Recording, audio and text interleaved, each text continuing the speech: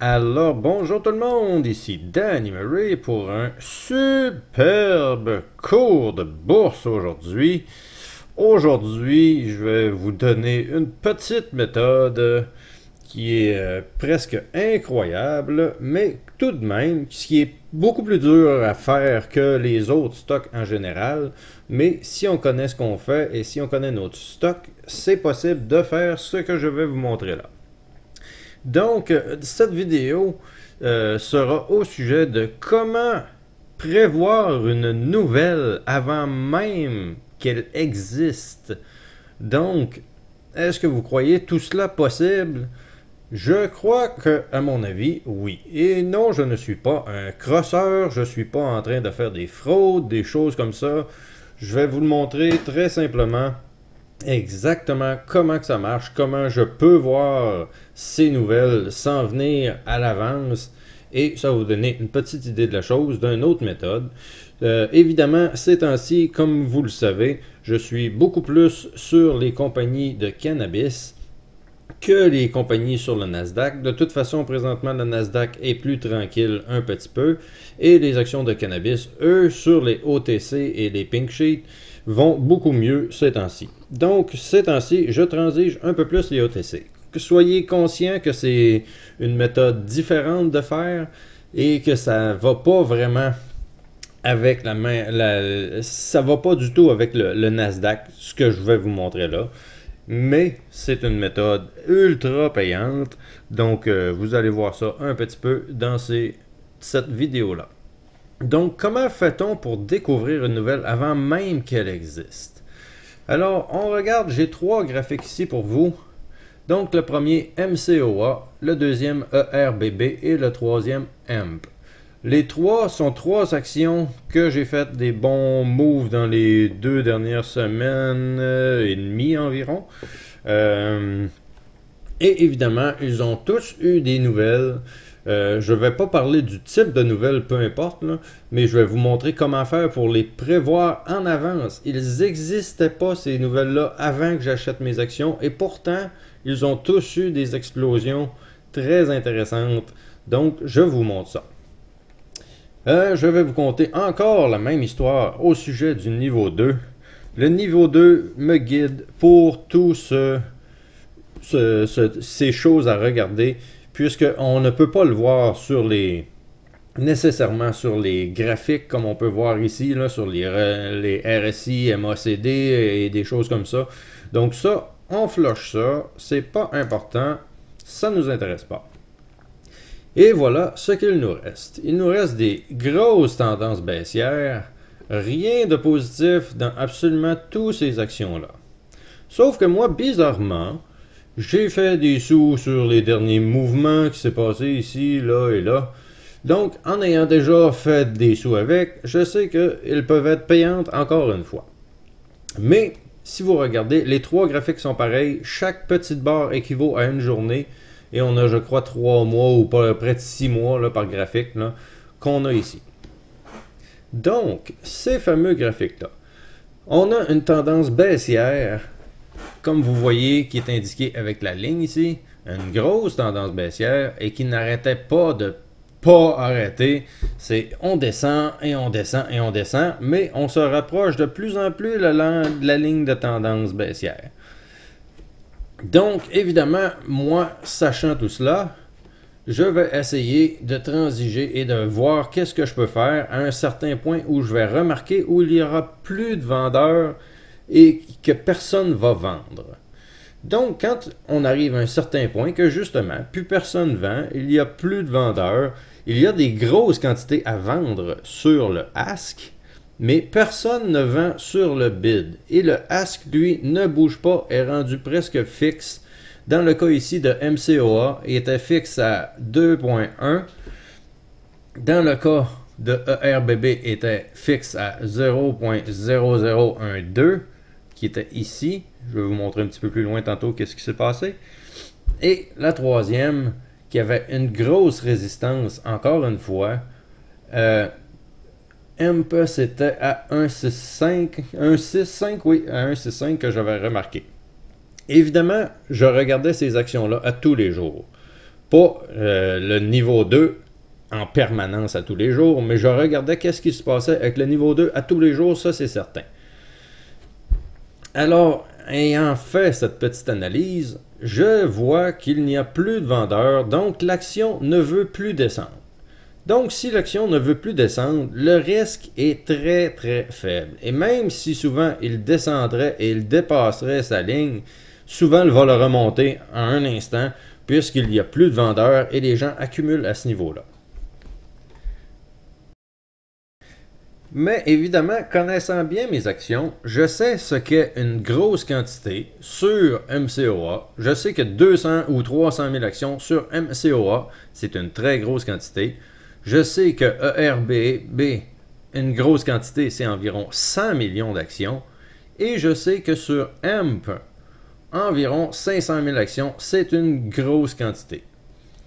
Mais bizarrement, ces trois actions-là, sur le ASK, donc les vendeurs se sont installés à un certain niveau et demandent des quantités astronomiques.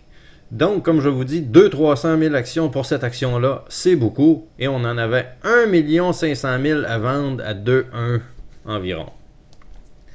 Ici, 100 millions, c'est extrêmement beaucoup d'actions. Il y en avait 100 millions sur le ASK qui attendaient là depuis plusieurs jours et personne ne les achetait. Et le bid, lui, était un petit peu volatile, descendait, montait, même chose ici. Le bid, il bougeait un peu plus, mais le ask, lui, était pas mal stable autour de 2,1. Et le EMP, ici, il y avait environ 3 millions d'actions incroyables dans ce coin-là à vendre et personne ne voulait les acheter.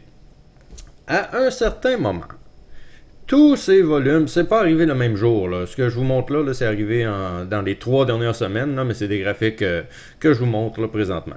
Mais c'est pas arrivé les 3 en même temps. À un certain moment donné, sur MCOA, je vois le 1 500 000 actions commencer à se faire vendre. Donc, je vois 1,5 million, 1,3 million, 1 million, je vois 700 000. Je décide moi-même d'en acheter 300 000 à 2,1, puisque ce 1,5 million-là est pratiquement impossible à manger tellement la quantité est grosse. Donc, si cette méga grosse quantité-là se fait manger, c'est bon signe pour les prochains jours.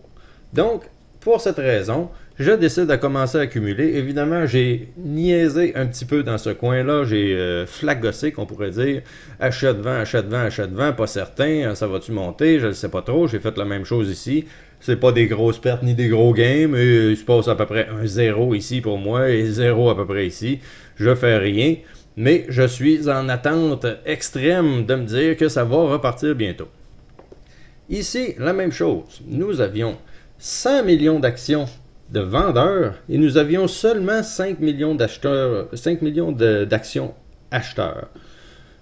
Donc, voyant tout cela, ça ne m'intéresse pas, mais à un certain moment donné, j'ai vu le contraire se produire. Donc, le 100 millions est tombé sur le bid, sur les acheteurs, et le ask, les vendeurs, eux qui étaient déjà à 100 millions, vient de descendre environ à 10-15 millions. À partir de ce moment-là, je décide d'acheter. Même chose pour EMP. EMP, il y avait, comme je vous dis, environ 3 millions d'actions à vendre à 1,6. J'ai décidé d'acheter environ dans ce coin-là, pour, évidemment, parce que je voyais qu'il n'y avait plus de vendeurs et que c'était intéressant. Et après une baisse de presque 6 mois de temps, à un certain moment donné, quand il va casser la ligne de tendance, ça va casser. Donc, ayons ça en vue. Le niveau 2 me fait acheter ces trois actions-là, puisqu'ils avaient des résistances invendables, puisque c'était vraiment trop majeur, et tellement majeur que sans rien d'intéressant, ces quantités-là ne se vendront pas. Mais s'il se passe quelque chose d'intéressant, ces quantités vont se vendre. Mais pourtant, rien n'indique qu'il va y avoir quoi que ce soit qui va se passer dans les prochains jours. Tout de même, regardons qu'est-ce que ça donne. MCOA. Si on regarde MCOA, après une baisse de 6 mois, on arrive ici, j'achète mes quantités, je suis ultra loadé, j'ai des méga grosses quantités. Donc, à partir de là, c'est très intéressant. Donc, moi, je regarde ça aller et voyez ce que ça donne. Et pourtant, ça a l'air à peut-être pas grand-chose, mais tout cela ici me fait faire un méga profit, 300 000 actions. Et faites les calculs vous-même, vous voyez, là, j'ai regardé, j'ai acheté partout ici. Et quand ça a parti, j'ai commencé à vendre, j'ai vendu, et après ça, j'ai fait un petit peu de overtrading, puisque évidemment, quand je suis dans le gros profit, j'ai vendu 300 000 actions. Après ça, je me permets d'en racheter peut-être 100 000 en me disant que peut-être qu'il va refaire un autre mouvement après ça. Donc, c'est quelque chose que je regarde et qu'il faut faire habituellement quand on transige une action. Un coup que le gros move est fait, on peut se permettre d'en racheter une petite quantité un peu plus loin et la transiger, voir qu'est-ce qui peut se passer, puisqu'il peut y avoir encore des méga gros mouvements qui arrivent dans cette action-là.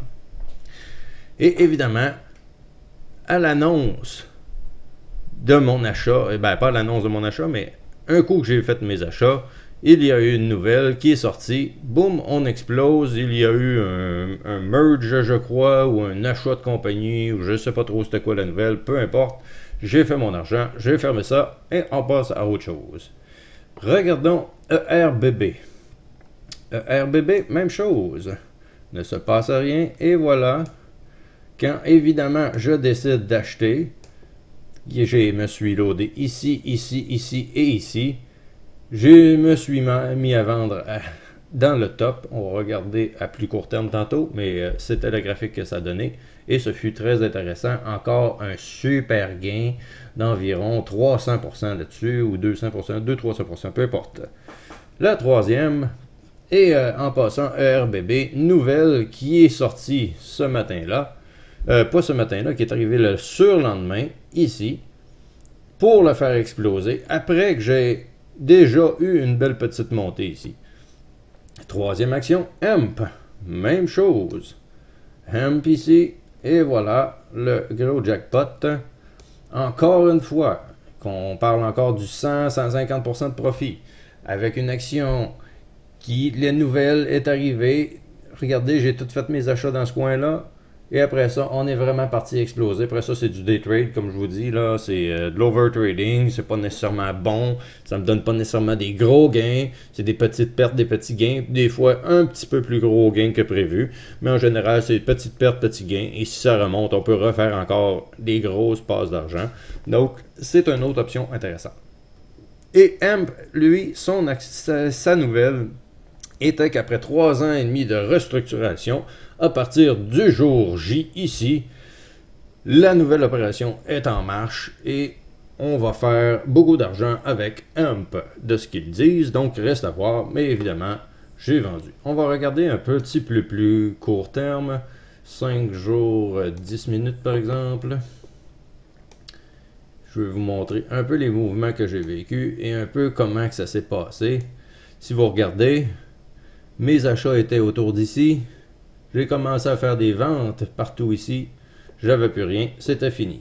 Si on regarde celui-là ici, on va prendre 5 jours, 10 minutes. Même chose. Achat, achat, achat. Petite vente, day trade. J'étais pas certain. Un autre achat avant la montée. On vend, on vend, on vend. On day trade, on overtrade. On essaie de faire un peu d'assous. On revend, on rachète. On verra plus tard. Ça, c'était la numéro 2. Et la numéro 3, si on regarde un peu plus court terme, 5 jours, 10 minutes. Même chose, regardez mes achats. Mes achats, c'est des petits triangles verts qui sont ici. Super gros achats. Commence à vendre, tout vendu. On rachète, on day trade, on verra ce que ça va donner. Mais, c'est pour vous donner une petite idée. Pourtant, il n'y avait aucune nouvelle. Il n'y a rien qui sortait de ces actions-là. Et je ne dis pas si j'en aurais 10 000 et que je vous en sortirais juste 3 qui ont fait des actions comme ça, là. Mais j'ai presque pas d'actions dans mon portfolio. J'en ai 5-6 en général. Et évidemment, il y en a qui montent, il y en a qui montent pas, il y en a qui vont monter un peu plus tard. Mais ça vous donne une idée quand même. Quand il y a un début de mouvement, quand les grosses quantités de vendeurs se vendent, c'est très bon signe. C'est même à la limite annonciateur d'une nouvelle qui s'en vient, puisque ces grosses quantités ne devraient pas se vendre. Donc, s'ils ne devraient pas se vendre, S'ils se vendent, c'est bon signe. Il se passe quelque chose. L'action ne vaut rien, il se passe rien depuis des mois et tout d'un coup, ça explose. Regardez tout le temps qu'on a eu, là. Il s'est rien passé pendant des jours, des semaines. Et quand je décide d'acheter ici, oups, ça commence à monter. Donc, c'est pas un hasard, c'est pas quelque chose qui est impossible, c'est très très très possible.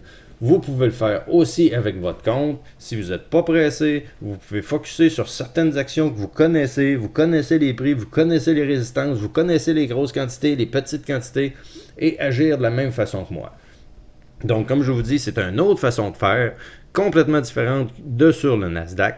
Ça n'empêche pas que tous les graphiques et les configurations graphiques sont quand même bons sur les OTC et les Nasdaq, mais la façon d'acheter pour moi est différente sur les OTC, puisque j'essaie plus de trouver le fond de l'action et le plus bas où il n'y a plus de vendeurs pour être prêt à acheter. Je n'achète pas tant que la grosse résistance, elle, ne s'en va pas doucement.